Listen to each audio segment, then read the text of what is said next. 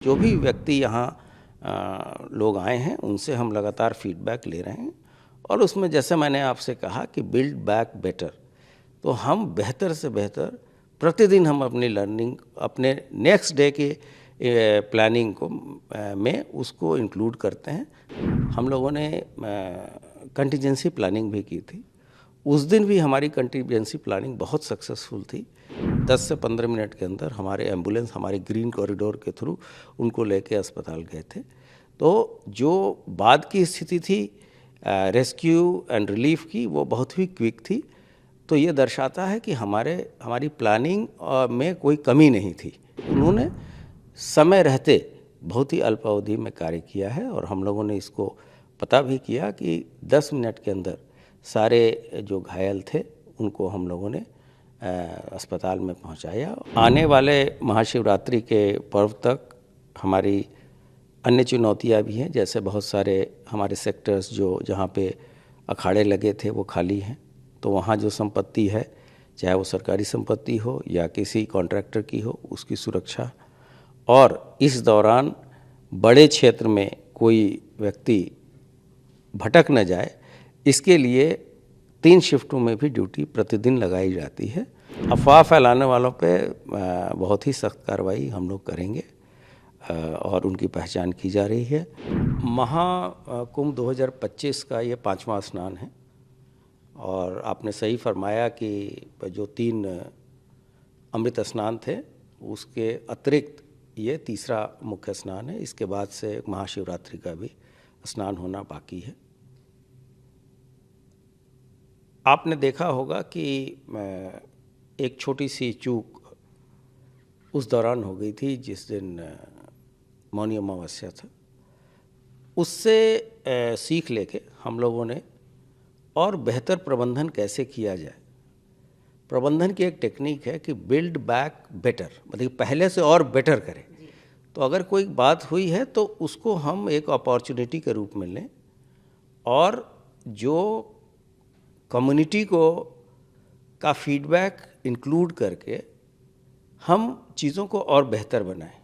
तो इसमें जो हमारे अपने अधिकारी थे वो, या जो श्रद्धालुओं को कठिनाइयाँ हुई, इन चीज़ों को मिला के हम लोगों ने एक बेहतर प्रबंधन तकनीक अपनाई और जिसका परिणाम है कि इस महाकुंभ में अब तक सबसे ज़्यादा लोग 46 से 47 करोड़ तक की जनता अभी तक आ चुकी है और आज के दिन भी 1 करोड़ 30 लाख लोग अभी तक स्नान 10 बजे तक कर चुके हैं।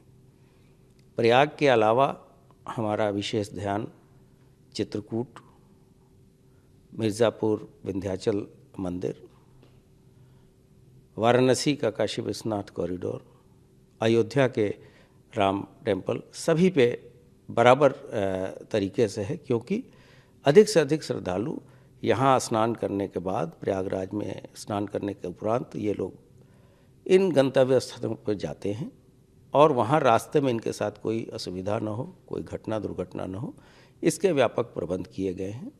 हम लोगों ने लखनऊ में भी एक वार रूम बना रखा है जहाँ से लाइव फीड हम प्रयागराज क्षेत्र का ले रहे हैं और जैसा कि आप अवगत हैं कि लगभग 2500 से अधिक कैमरे हमारे एक्टिव हैं और उन सभी का लाइव फीड हमारे ICCC जो प्रयागराज में है वहाँ जाता है और यहाँ भी देखा जाता है।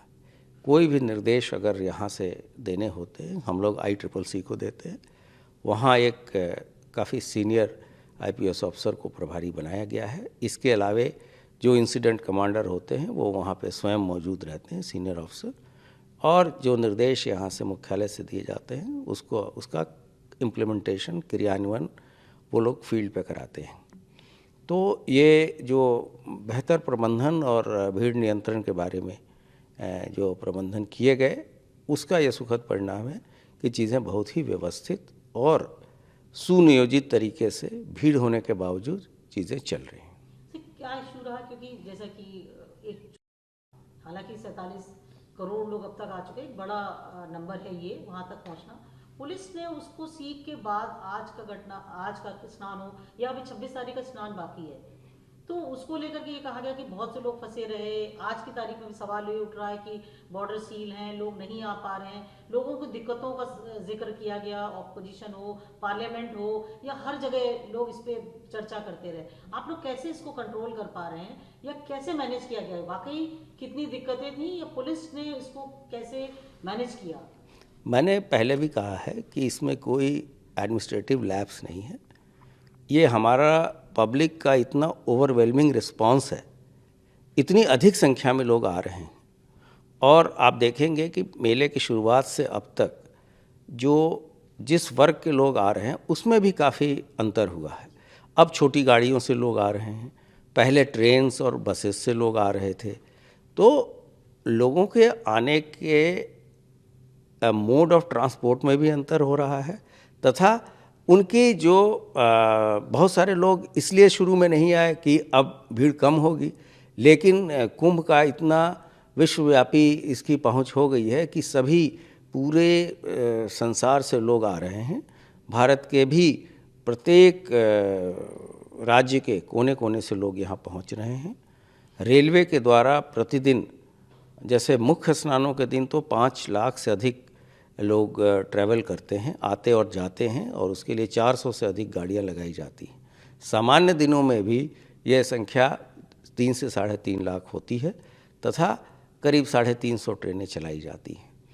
और इसके अलावा हज़ारों की संख्या में, लाखों की संख्या में 4 व्हीलर्स का सिटी में आना, फिर उनको वापस भेजना, ये अपने आप में बहुत चुनौतीपूर्ण और बहुत ही मेटिकुलस प्लानिंग की बातें हैं। और मैंने कहा था कि मुझे अपने जो हमारे साथी फील्ड में लगे हैं और वो बिना किसी शस्त्र के लगे हैं, और मैं उनको सल्यूट करता हूँ, उनके धैर्य को, उनके ट्रेनिंग को, कि पिछले 1 महीने से लगातार लोग फील्ड में अपना काम कर रहे हैं। कुछ लोगों ने इस बीच में दूसरे जगह के वीडियोस को भी हमारे कुंभ से जोड़ा। जैसे एक जगह दिखाया गया कि पुलिस ने लाठीचार्ज किया है, जबकि वो किसी अन्य प्रदेश का था। इसी तरीके से ये कुलसित प्रयास हो रहा है कि कुंभ को बदनाम किया जाए। तो ऐसे लोगों पे हम लोगों ने FIR भी की है। कोई एक दिखाया गया कि किसी दूसरे राज्य में, दूसरे देश में अंत्येष्टि के लिए लोग जा रहे हैं, उसमें भी कुप्रबंधन के बारे में चर्चा की गई कि इसको प्रयागराज से जोड़ा गया। तो ऐसे सभी लोगों की हम पहचान कर रहे हैं और FIR हमने दर्ज की है, और इन पे हम कठोर कार्रवाई करेंगे। ये जो ट्रैफिक को लेकर के बड़ी बातें हुई कि लोग फंसे हैं, लोग 24 घंटा 36 घंटा 3-3 दिन फंसे हुए हैं, तो इसको लेकर के पुलिस पे बार बार सवाल आता रहा कि पुलिस नहीं मैनेज कर पा रही है। ये कैसे आप लोगों ने डाइवर्ट किया, पुलिस ट्रैफिक को कैसे कंट्रोल किया, या आगे की प्लानिंग क्या रहेगी? क्योंकि अभी भी 9 दिन का कुंभ बाकी है, बसंत पंचमी का स्नान बाकी है। अभी कितना बड़ा चैलेंज देखते हैं आप, क्योंकि ट्रैफिक, लोग तो आ रहे हैं, तो इसको कैसे कंट्रोल कर पाया? या ये जो आरोप लगा कि हर तरफ से जाम हो गया, लोग फंसे हैं? नहीं, देखिए कि जो कुछ ऐसे वीकेंड होते हैं जहाँ पे भीड़ काफ़ी बढ़ जाती है, ट्रैफिक स्लो हो जाता है, लोगों के द्वारा भी जो लेन डिसिप्लिन का अनुपालन नहीं किया जाता, और वॉल्यूम ज़्यादा होने से ट्रैफिक धीरे चलता है, लेकिन एक अल्प अवधि में भी उनको क्लियर कर दिया जाता है। लेकिन यहाँ से 1000 किलोमीटर 1500 किलोमीटर दूर अगर कोई जाम लगा, उसको कुंभ के साथ जोड़ना, मुझे लगता है कि ये उचित नहीं है। क्योंकि मेरे पास ये खबर है कि अमृतसर से भी लोग आ रहे हैं, पश्चिम बंगाल से भी वहाँ ट्रेनों में और एयरपोर्ट पर रश है। तो सभी चीज़ों को ये दर्शाता है कि कुंभ अपने आप में इतना फेमस है और इतनी इसकी व्यापक पहुंच हो गई है कि सभी लोग आना चाहते हैं। और जिस हिसाब से लोग आए हैं, अब तक 1/3 हमारी कंट्री का पॉपुलेशन ने तो यहाँ स्नान कर ही लिया है। तो ये दर्शाता है कि यहाँ की व्यवस्थाएं अच्छी हैं, और जो भी व्यक्ति यहाँ लोग आए हैं उनसे हम लगातार फीडबैक ले रहे हैं।